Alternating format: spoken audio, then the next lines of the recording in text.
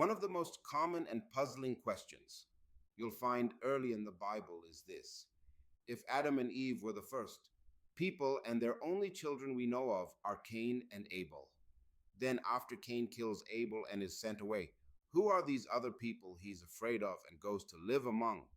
Where did the people in the land of Nod come from? It's a question that has made many a reader stop and scratch their head.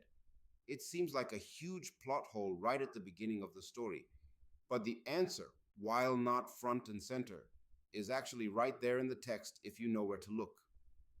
Today, we're going to solve this ancient puzzle together. Let's start by looking at Genesis chapter 4. We meet Cain and Abel, the sons of Adam and Eve. The terrible tragedy happens where Cain kills his brother. And then in verse 16 it says, "Then Cain went out from the Lord's presence and lived in the land of Nod, east of Eden." Now, the first clue is in the name itself. The Hebrew word Nod means wandering or exile. It's not necessarily a pre-existing country with a booming population, but more a description of Cain's new, cursed life as a wanderer. But still, the Bible tells us he finds a wife. He builds a city, he has children. So, who is he interacting with? Who is he afraid of? Who is he marrying? Who is he building this city with? This is where many people get stuck. The key is simply to keep reading. The answer isn't hidden in some obscure text. It's just one chapter over. Turn to Genesis chapter 5, verse 4. After the Bible tells us about the birth of Seth, Adam and Eve's third named son, it gives us this crucial piece of information. After he begot Seth, the days of Adam were 800 years, and he had sons and daughters. There it is, highlighted for us.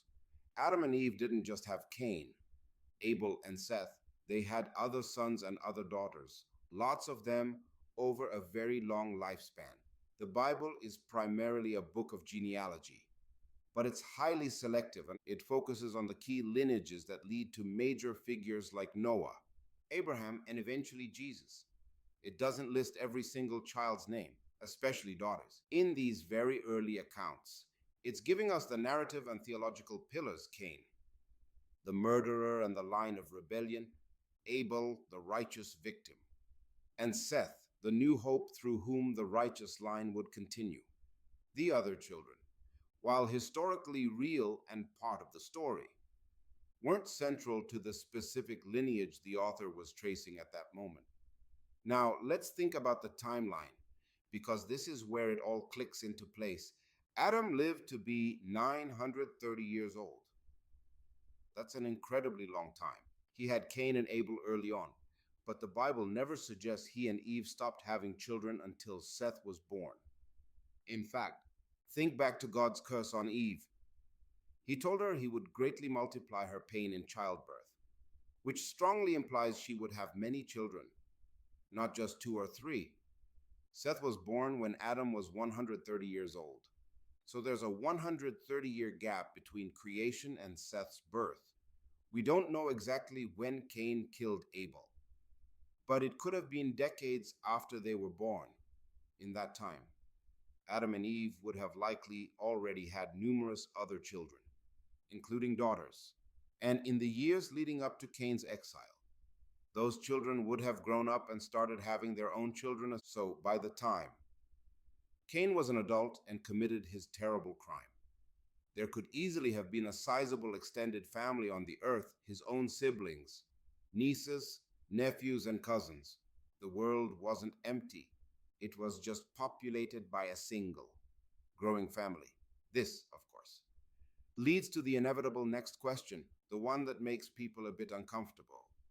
But wait, does that mean Cain married his sister or his niece?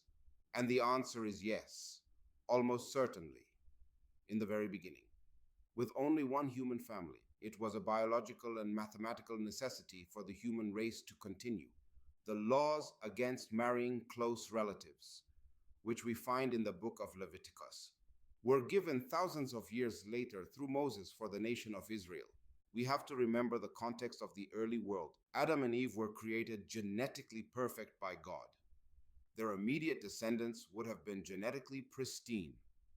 the devastating effects of genetic mutations and flaws that cause health.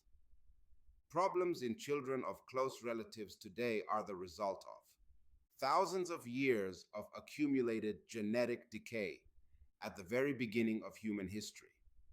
The risk of these issues was essentially non existent. This was the only way God's command to be fruitful and multiply and fill the earth could be fulfilled, starting from a single human pair. So, let's put it all together. Where did the people in the land of Nod come from? They were Cain's own extended family. They were the other unnamed sons and daughters of Adam and Eve and their descendants, who had already begun to spread out. The people Cain feared would take revenge on him were his own relatives, rightfully angry about the murder of their brother or uncle, Abel. The wife he took was his sister or niece. The people who helped him build a city were his kin. The land of Nod wasn't some mysterious, populated country he stumbled upon. It was the land of wandering where he, a man now cut off from his agricultural roots and his immediate family in Eden, went to live among the broader human family that was already growing and expanding across the earth. The entire human population at that time were all descendants of Adam and Eve, the mother and father of all living. It's a great reminder that sometimes the answer to a confusing Bible question isn't in some complex theological argument, but simply in the next verse or the next chapter. The Bible doesn't give us a complete census of the early world, but it gives us all the clues we need. It gives us that crucial line. And he had sons and daughters. They weren't a mysterious second creation or a forgotten tribe. They were his own kin. I hope this helped clear up one of the Bible's most common questions. What other parts of the Bible have you found puzzling? Let me know down in the comments below. Thanks so much for watching. Don't forget to like this video, subscribe to the channel, and hit that notification bell so you don't miss our next exploration into the scriptures. See you next time.